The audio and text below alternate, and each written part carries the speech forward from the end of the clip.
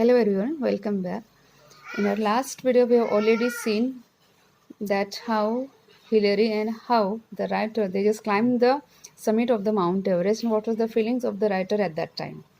हमने last video में देखा था कि जो राइटर थे और हिलरी थे वो जब जब वो वहाँ पर पहुँचे थे समिट पर माउंट एवरेस्ट के एट दैट टाइम दोनों की फीलिंग्स क्या थी और किस तरीके से वहाँ पर राइटर ने प्रेयर ऑफर की थी गॉड को, how he thank to God and then after वो बोले कि I was just thirsty at that time but जो वाटर टम्बलर था, water tumbler in the sense कि एक ग्लास होता है, एक खड़ा ग्लास जिसको हम कहते हैं सीधा सीधा ग्लास, तो वो जो उन्होंने निकाला बाहर और बाद में जो वाटर कंटेनर था उन्होंने देखा कि वहाँ का पूरा पानी जो था वाटर वो पूरा फ्रीज हो चुका है. Then after he said that he couldn't quench his thirst. वो बोले कि मैं अपनी प्यास नहीं बुझा पाई. then he just ate some biscuit and he offered some biscuits to Hillary also.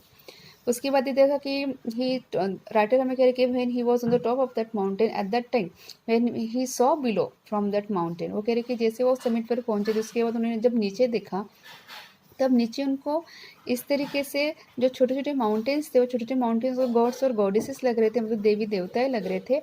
और जो प्लेन्स था, प्लेन्स जैसे जो ज़मीन थी नीचे की, तो वहाँ पर छोटे जो क्रैक्स पड़े थे उनको लग रहा कि जैसे हमारा जो मैप होता है, नक्शा होता है, उस तरीके से उनको प्लेन लग रहा था. Now we'll move forward. 2 or 3 people could stand there on the roof of the world if you cut ice. 20 or 30 feet below the top, there was enough flat square for 2 people to sleep. Now the writer is saying that 2 or 3 people could stand there on the roof of the world if you cut ice. World in the sense the summit of that mountain. वो कह रहे कि जो top था उस mount Everest का, वहाँ पर अगर आपने जो तो होता है आइस, अगर आपने इसको कट किया, थोड़ा सा फ्लैटन किया, तो वहाँ पर शायद से कह रहे कि 2 या 3 लोग वहाँ पर आराम से खड़े हो सकते हैं. And 20 or 30 feet below the top there was enough flat square for 2 people to sleep. And he said that below that top, मतलब उस टॉप के नीचे वहाँ पर ऐसे 20 to 30 feet की ऐसी जगह थी जहाँ पर वो फ्लैट था पूरा ऐसे, और वहाँ पर वो स्क्वायर जैसा था, वहाँ पर शायद से आराम से 2 लोग वहाँ पर सो सकते हैं. You could pitch one tent there, मतलब अगर जिसको वहाँ पर रहना है वो लोग वहाँ पर टेंट बांध कर भी रह सकते हैं, ऐसा वो फ्लैट था वहाँ पर. The summit is flat on one side and steep on the other. Now the writer said, how was the summit? Summit was flat, मतलब वो जो summit था, वो जो पीक था, वो जो टॉप था उस माउंट एवरेस्ट का, एक तरफ से तो क्या था, पूरा फ्लैट था, पूरा जैसे हम प्लेन कहते हैं वो था, लेकिन एक तरफ से वो कहते हैं वहाँ पर स्टीप था. स्टीप इन द सेंस बहुत स्लोप था, बहुत वहाँ पर ऐसे चढ़ाव या फिर उतार था. There is snow on the northern side, rocks on the south and east, and snowy rocks on the west. Now the writer is describing about that peak. How was the peak? अब वो कह रहे हैं कि जो northern side था उसका, वहाँ पर स्नो था, लेकिन साउथ और ईस्ट साइड में वहाँ पर बहुत ज़्यादा रॉक्स थे, और वेस्ट में क्या था, snowy rocks on the west, मतलब जो वेस्ट में जो रॉक्स थे वहाँ पर जो वो पूरा स्नो कवर्ड था, मतलब वहाँ पर पूरा बर्फ ऐसे पड़ा हुआ था. We stayed on a top a little more than 15 minutes. Now the writer says how much time they were on that top. वो दोनों Hillary and the writer was on the top for near about 15 minutes because वो सिर्फ 15 minute तक या फिर 15 minute से hardly 1 minute ज़्यादा वहाँ पर रहे होंगे, उससे ज़्यादा नहीं.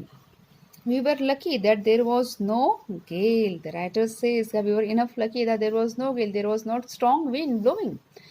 राइटर कह रहे कि हम जहाँ पर खड़े थे उस टॉप के ऊपर हम बहुत लकी थे, क्योंकि वहाँ पर कोई ऐसे ज़ोर से ऐसे कोई हवा या फिर आंधी नहीं आई थी. बिकॉज अगर आंधी आ जाती तो शायद से वो जो टॉप पर था, उन्होंने पहले ही कहा है कि वो जो टॉप था, अगर हम उस टॉप में जो वहाँ पर है आइस है, बर्फ है, अगर मैं उसको कट करते तो शायद से 2 या 3 लोग ही खड़े हो पाते वहाँ पर. तो ऐसे टॉप पर खड़े रहना एक तो इम्पॉसिबल था. ऐसे इसमें अगर वहाँ पर स्ट्रॉन्ग विंड आता या फिर अगर वहाँ से जोर से आंधी चलती, तूफान चलते, तो शायद से वहाँ पर ये जो राइटर और हिलरी थे वो शायद से वहाँ पर उनको सर्वाइव नहीं कर पाते 15 मिनट्स तक. That's why he is saying that he was very lucky. He in the sense Hillary and the writer. Here the word we use, this word is used for Hillary and the writer. And he says again, he just further explain why he felt lucky. यहाँ पर फिर से writer explain करके वो वहाँ पर lucky क्यों थे, उसका रीज़न ये था कि it would have swept us off. वो कह रहे कि अगर वहाँ से जोरदार आंधी या फिर तूफान आता जब वो लोग टॉप पर थे उस माउंट एवरेस्ट पर, तो शायद से वो लोग वहीं से कहीं ना कहीं वो मतलब खिसक जाते, वो हवा उनको कहीं पर लेकर दूर चली जाती. My next thought was how to get down safely. Now the writer says कि that was a very lucky moment for us that there was not strong wind blowing, that is called the gale over there. And he again said that my next thought was how to get down safely. Means now they were just thinking about how to get down safely, because we already seen they have already climbed the summit and there was not strong wind, but now the task was before them was how to get down. अब हमने पहले ही देखा कि वो लोगों ने summit वहाँ पर क्रॉस मतलब पहुंच गए थे वो लोग वहाँ पर, लेकिन अब वहाँ से नीचे उतरना उनके लिए भी क्या था, बहुत बड़ा एक हम जिसको कह सकते हैं एक बहुत बड़ा उनके लिए एक टास्क था, एक बहुत बड़ा मिशन था, how to get down.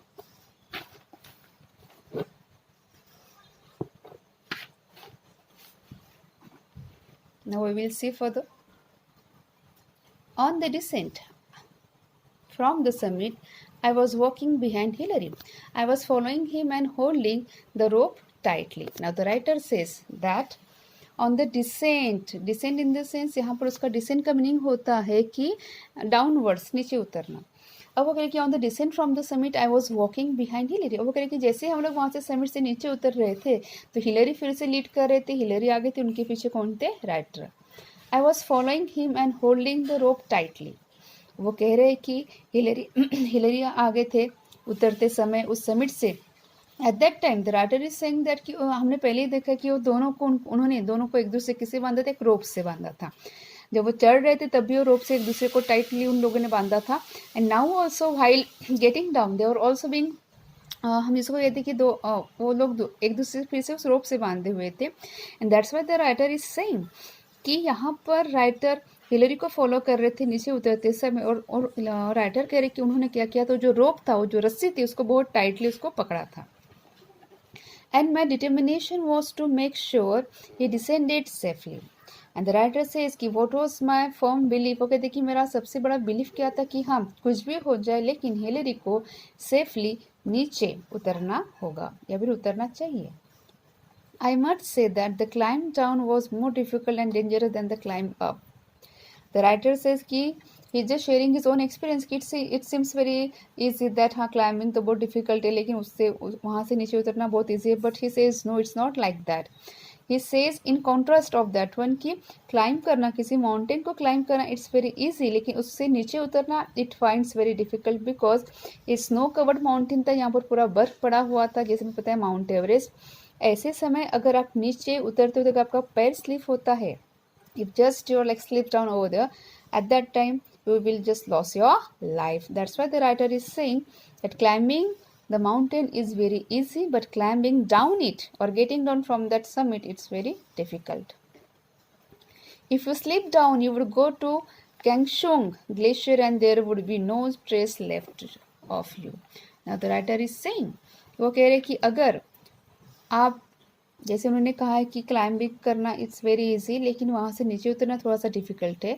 So writer is saying कि अगर नीचे उतरते उतरते अगर आप स्लीप हो गए वहाँ से तो आप डायरेक्टली कहाँ पर पहुँचोगे, जो कोंगशुंग नाम का ग्लेशियर है. ग्लेशियर इन दिस बर्फ का पहाड़.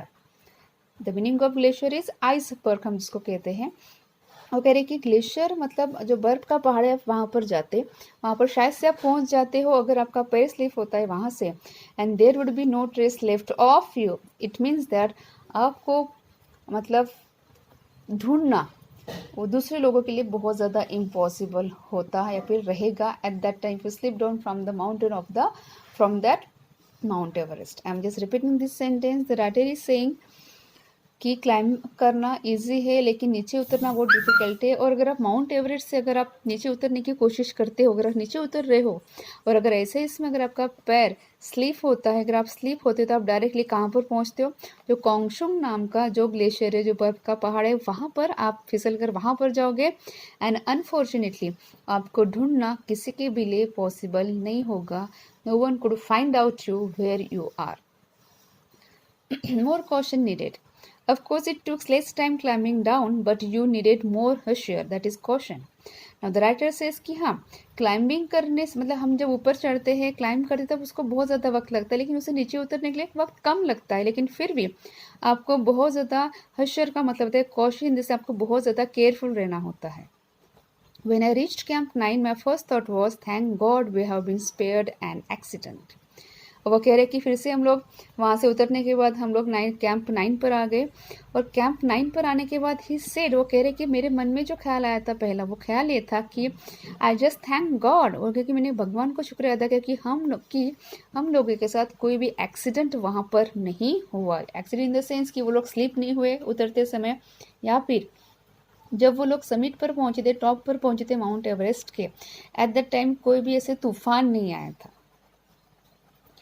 And if up to now there have been no accidents, I hope there will be none in future। वो कह रही कि अब तक हमारे साथ कोई एक्सीडेंट नहीं हुआ, और शायद से आई एम जस्ट एक्सपेक्टिंग कि शायद से आने वाले पल में या फिर इन द कमिंग मोमेंट कि शायद से कोई भी एक्सीडेंट ना हो। I had always prayed to God and He had saved me। And the writer says, and this sentence just tells us about the belief of God। यहाँ पर ये सेंटेंस से हमें पता चलता है कि जो राइटर है कितना उनका ट्रस्ट है भगवान के ऊपर। That's why he is saying कि I had always prayed to God and he had saved me. In the sense कि मैं हमेशा भगवान से प्रार्थना करता था, और शायद से यही रीज़न था कि हम लोगों की जान बची थी, या फिर मेरी जान बची थी, और शायद से हम लोग सेफ थे, और कोई भी एक्सीडेंट या फिर कोई भी हमारे साथ एक जो बैड इंसिडेंट है वो हमारे साथ नहीं हुआ है। So guys, hope you understood this much. We will see afterwards the rest of the paragraph. Thank you.